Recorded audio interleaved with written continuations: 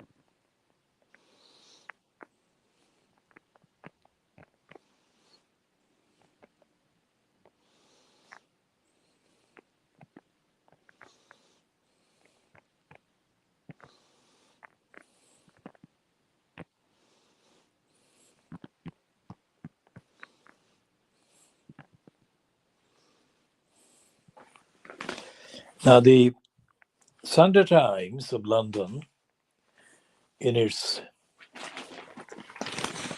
business and money supplement, has got a piece headed Trump Promises Are Opening Shots.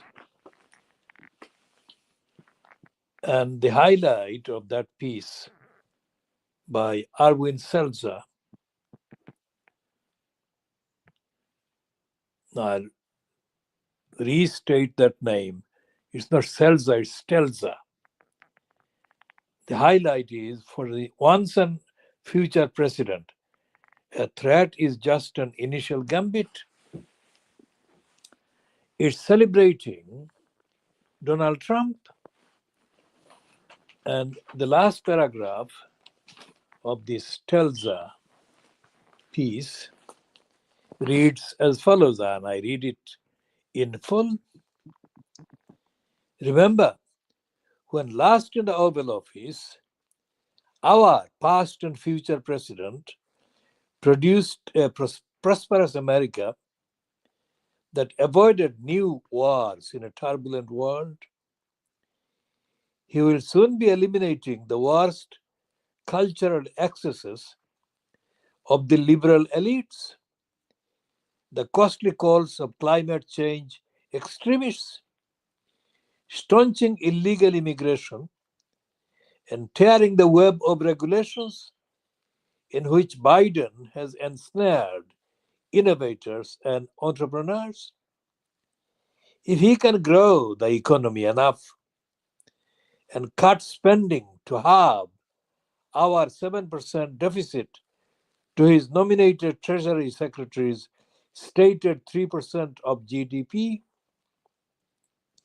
when he emulates Eisenhower and trades the presidential pen for the golfer's putter, our economy will remain the envy of the world. Now, this is an evil celebration piece because our economy clearly doesn't include the millions, the millions of people in starvation, in mass hunger, both in the USA and in the United Kingdom. So they're celebrating a dystopian prospect fronted by Donald Trump, issuing threats.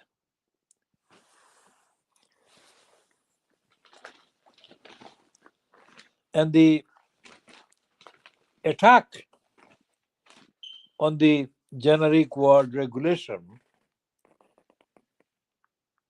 is not a one-off, only carried in the Sunday Times. The attack has been carried in the Daily Mail front page, which has condemned over the weekend Starmer's thousands of regulations.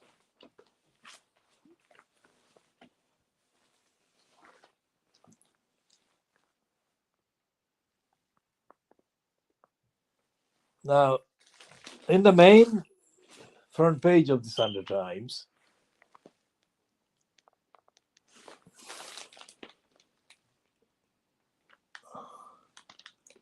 of December 29th, 2024, the front page, main piece, the top of the page, has got a piece, dumped files show families spied on each other in Assad's surveillance state. Now that actually is an echo of what was found in Romania after the fall of Ceausescu.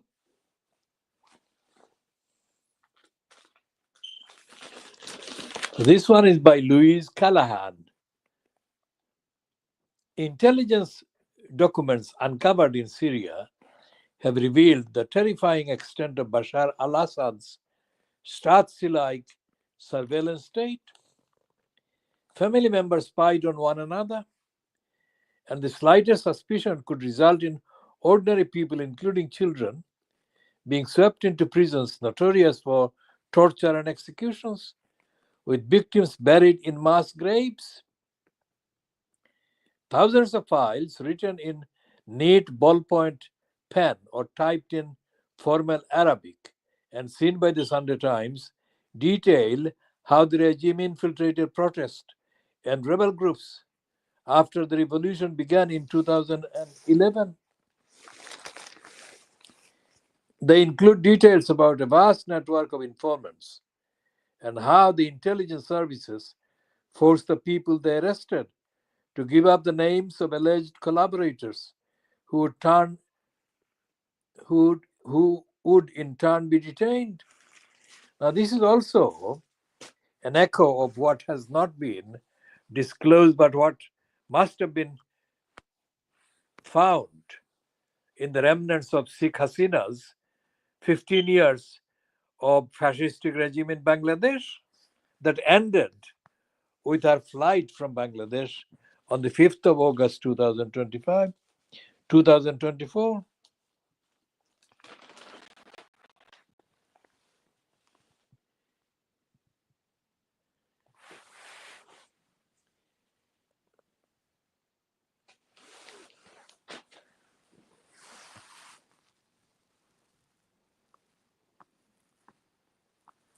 There is a small piece on page 2 of the Sunday Times which says northern Gaza has no functioning hospitals after Israel's military raided the region's last main health facility and detained its director.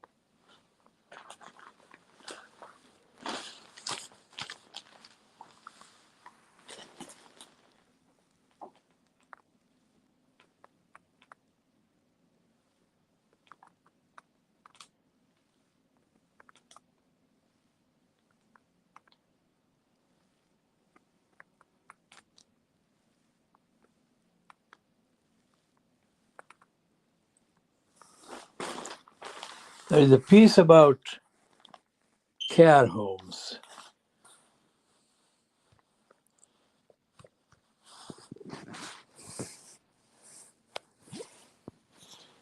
So let's read this piece on page 5 of the Sunday Times. At £3,000 a week, Roy and Charlie Sharp's joint care home fees are rapidly draining their life savings. It's expensive, said Roy, 93, a retired engineer who has spent 4 weeks in Harpwood House in Sevenoaks in Kent with his 91-year-old wife, Shirley, a retired teacher. Our finances will probably run out in about 2 or 3 years. We've got our bungalow up for sale. When that's sold, the money will go here. Then, after another 4 or 5 years, we will probably run out of money again.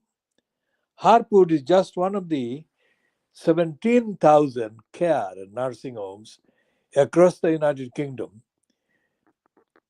that will have to increase their fees substantially next year, that is 2025, to cover increases in employers' national insurance and the national living wage. The national insurance increase for employers from 13.8% to 15% comes into force on the 6th of April, 5 days after the rise in the national living wage from 11.44 to 12.21 an hour. The impact on the care home industry and therefore its residents will be brutal. The two increases will add at least £267,000 to Harpur's 4.6 million annual wages bill next year. The only way it can cope, according to its owner, Arnie Graham, is to make a big increase to the fees paid by its private residents. It's going to be a big one this year. I really don't know how we are going to go yet, said Graham, adding that an increase in the fees in the region of 10% is what we need just to stand still. Well, there is another piece linked to this one by Hunter Davis on page 19. Now, this item finishes. Those concerns are shared by Nadira Ahmad and Ian Turner, who jointly chair the National Care Association. Not Nadira Ahmad, Nadra Ahmad, it says. That may be a spelling mistake. National Care Association, which last week wrote to council leaders, urging them to increase by at least 11% the fees councils pay providers for state-funded residents. Adult social care providers are at a critical juncture, the pair wrote. Recent announcements regarding increase in the national living wage and national insurance contributions will significantly exacerbate the fragility of our financial situation. They added, without significant new funding, the coming months will likely be the most difficult we have seen in recent years. Now, where do you begin? The state of the actual state funded care home provisions, let's say, is absolutely abysmal. Absolutely abysmal. Not to add the facts about the massacre of the vulnerable in care homes during the COVID pandemic.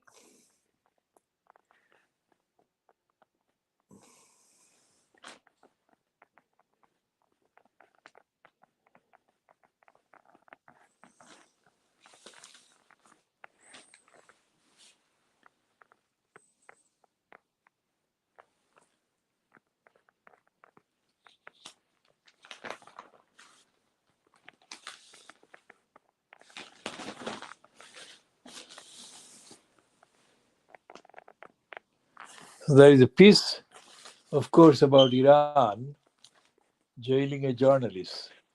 So we'll be talking about the other issues in due course in later editions.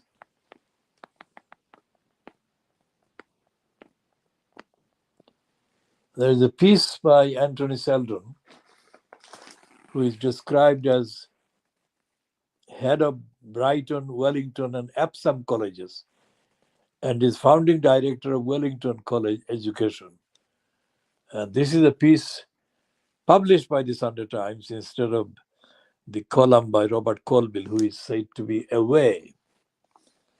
And the heading to the Anthony Seldon piece is a comment on page 20 of the Sunday Times reads, if Labour had any sense, it would learn from private schools, not terrorize them.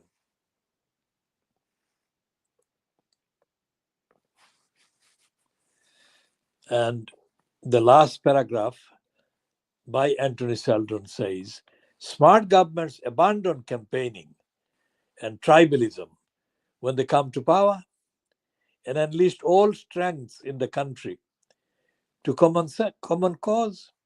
The education secretary is required to advance the education of all pupils, not just those in state schools.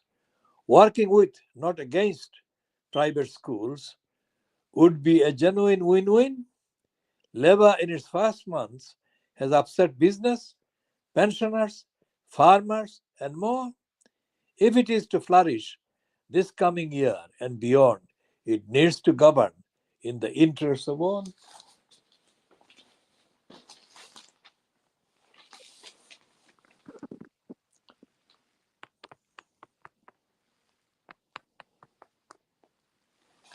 And there is a questioning of the NHS funding in a piece by Tom Calver.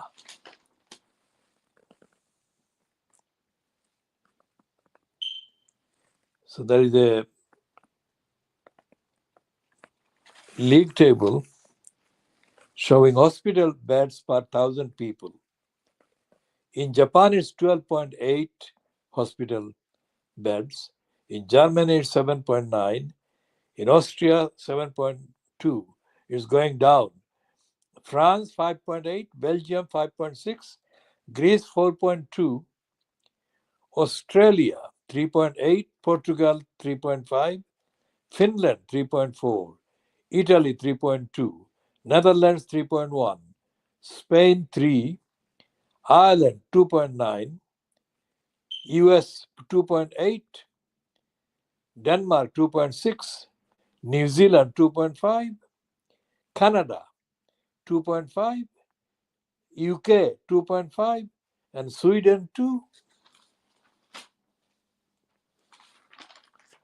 So those Brexiteer morons who claim that Britain is superior even even among so-called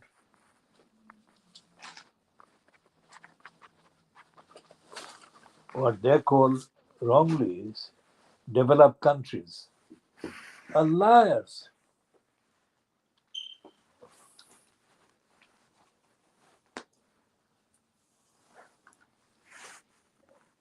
There is a piece in the Daily Mail of Friday, the 27th of December 2024, condemning Mandy Mandelson and his ambassador post that has been announced by Keir Starmer. And the last section of this piece, which is a promotion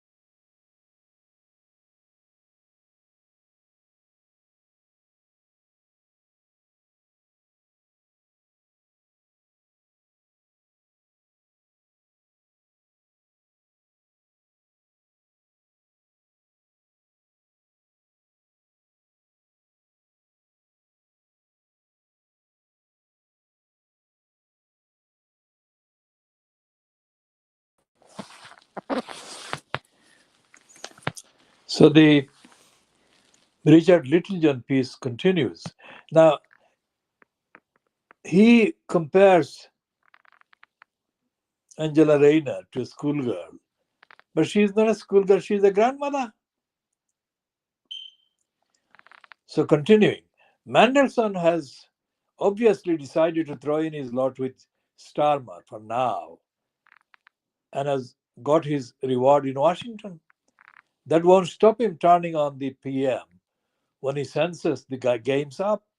Oh, and don't forget, while Prince Andrew has been cast into the outer darkness, Mendelssohn too was in convicted pedophile Jeffrey Epstein's Little Black Book and was a willing recipient of his hospitality. The only thing we can be sure of is that he wasn't there for the underage girls. So what Littlejohn is implying is that, of course, the homosexual Mendelssohn was after boys. Starmer has since disappeared on holiday and hasn't properly outlined his reasons for appointing Mendelssohn. He recently sacked Transport Secretary Louise Haque, the bird with the burgundy bonnet, for fraudulently obtaining a mobile phone. So perhaps he can explain why he thinks someone who was forced to resign as a minister for fraudulently obtaining a mortgage is a fit and proper person to represent our country as ambassador to our closest ally. Of all Starmer's recent decisions, including scrapping the winter fuel allowance for pensioners and knocking out the Chagos Islands to the Chinese, sending Mendelssohn to Washington is perhaps the most shameful yet. And it won't look any better come New Year's Eve either. So he's threatening to write in the Daily Mail on the 31st, which is tomorrow, 31st of December 2024.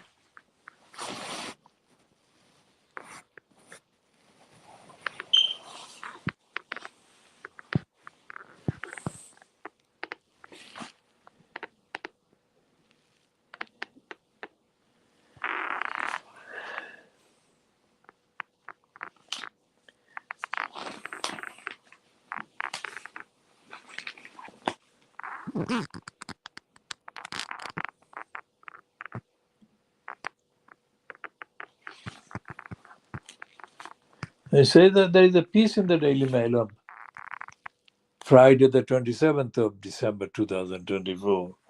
Surfing the web in middle age can halve your risk of dementia. Those who surf the internet in middle age can cut the risk of dementia in later life by more than half, as study has shown.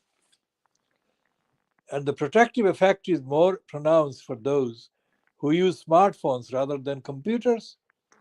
Scientists think processing the vast amounts of information encountered online can benefit people's brains, while social media use may help to combat loneliness, now recognized as one of the major risk factors for the condition. Around 900,000 people in the United Kingdom suffer with Alzheimer's and other forms of dementia. The number is expected to rise to 1.5 million by 2040 because of an aging population. Doctors recommend regular exercise, a healthy diet, and limited alcohol intake to protect against the illness. An active social life and stimulating mental tasks, such as puzzles and crosswords, are also thought to help. And using the internet could be added to the list of beneficial activities. Researchers at Zhejiang, Zhejiang University School of Medicine in Hangzhou, China, began tracking more than 12,000 dementia free people aged 45 or older in 2011. They were assessed regularly to see how much time they spent on the internet. And for signs of dementia, the results in the Journal of Medical Internet Research showed that over the following decade, only 2.2% of regular internet users developed dementia, compared with 5.3% of non users. And the preventative effect seemed slightly stronger with smartphones than laptops, possibly because they're used more often to access the web. The findings back up results from an Australian study that found men over 70 who surfed the web cut their Alzheimer's risk by about 50%. In a report on the latest findings, researchers said internet use has the potential to slow age related cognitive decline. It may improve attention and psychomotor skills and enhance cognitive reserve. Or it may be that there is a sense of belonging created by online activities. That's the full content of that piece. Surfing the web in middle age can halve your risk of dementia, may improve attention.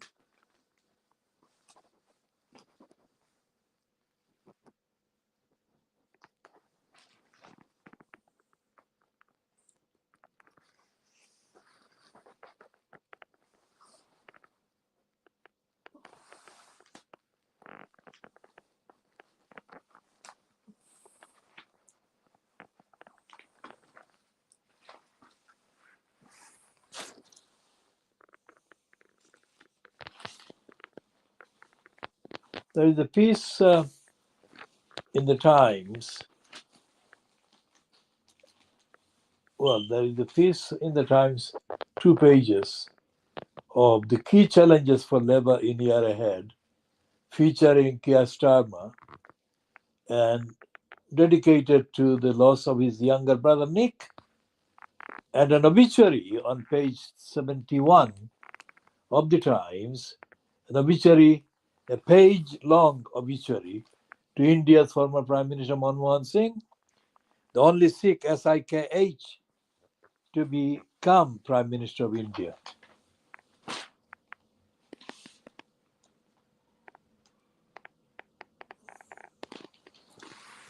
And there are other obituaries, including Alexei Navalny, Putin's opponent, and to the American actor Donald Sutherland, and of course featuring John the Thug Prescott.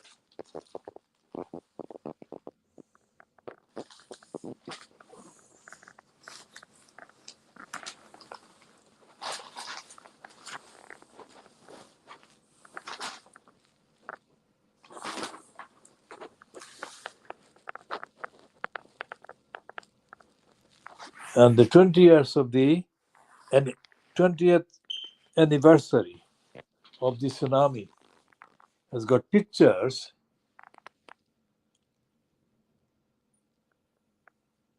including one picture which is rare from Indonesia, because Indonesia is a Muslim majority country and the Western media don't include much coverage of Indonesia. Thousands visited beaches throughout Southeast Asia yesterday, that was 26th of December, to mark the Indian Ocean Boxing Day tsunami. A catastrophic 9.1 magnitude earthquake off the coast of Sumatra in Indonesia triggered one modern history's worst natural disasters, killing an estimated 230,000 people across a dozen countries. Some 1.7 million were also displaced, mostly in Indonesia, Sri Lanka, India, and Thailand. More than 170,000 people died in Indonesia alone, and the victims included many tourists celebrating Christmas in the region, bringing the tragedy into homes around the globe. In the fishing town of Ban Tem, Thailand, an illuminated sign reading 20 tsunami was surrounded by flickering candle flames across scores of families arrived. I'll read that again. In the fishing town of Ban Nam Kam, Thailand, an illuminated sign reading 20 tsunami was surrounded by flickering candle flames after scores of families arrived to remember the dead.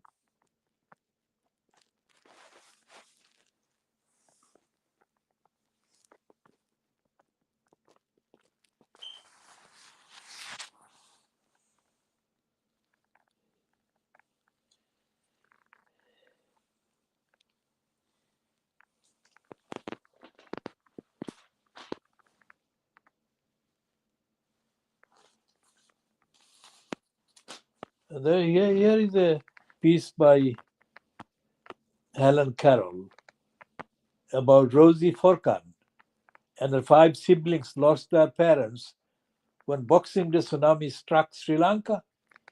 Speaking for the first time, she reveals her battle for survival and the joy of finding her brothers alive. Dad was dragged by a wave from our bedroom. Then Mom let me go and he slipped under the water. Suddenly, we were orphans.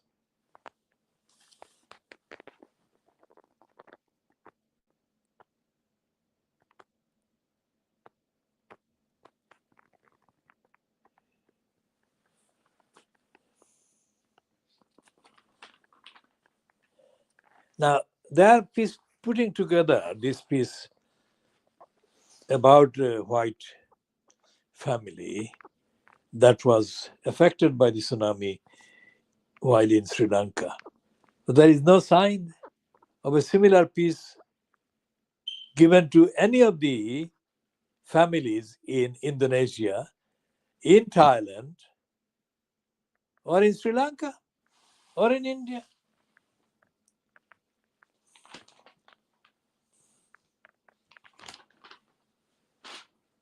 This is how corrupt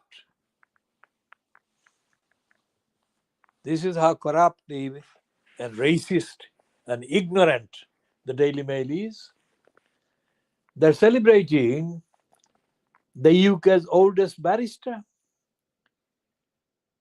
over exaggerating his role, taking down thugs as he turns 90, the UK's oldest barrister. After a successful career spanning several decades, most barristers would likely, I'll read that again.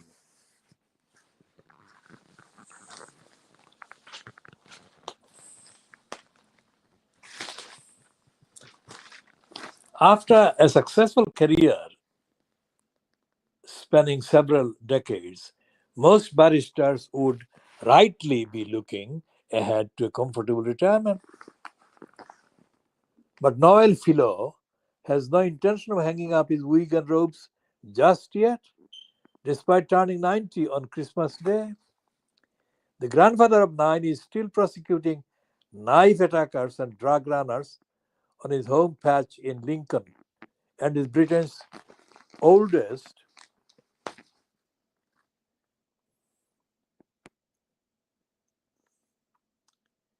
practicing counsel.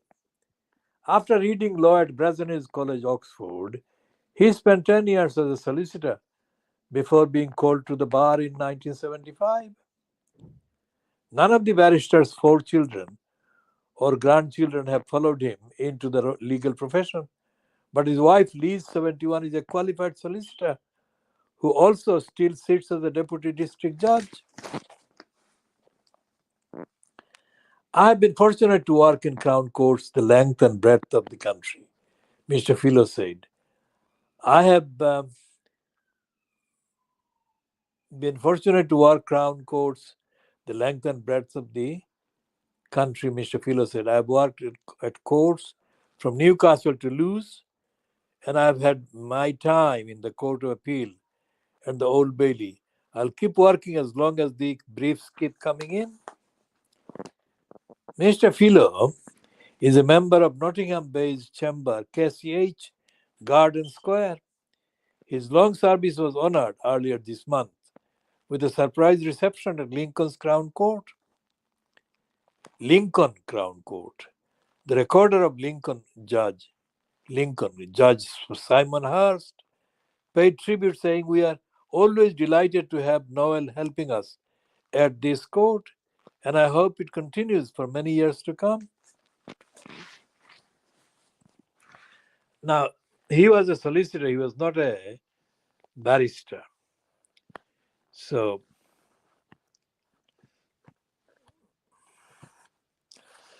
when I rejected the Lincoln's Inn facility opportunity to be called to the bar in 1973, I did that straight in connection with the behavior of the racist moron called Barbara Bates, who was the head of the administration at the Lincoln's Inn at the time that I rejected that facility, 1973. So 1973 would be what, 51 years?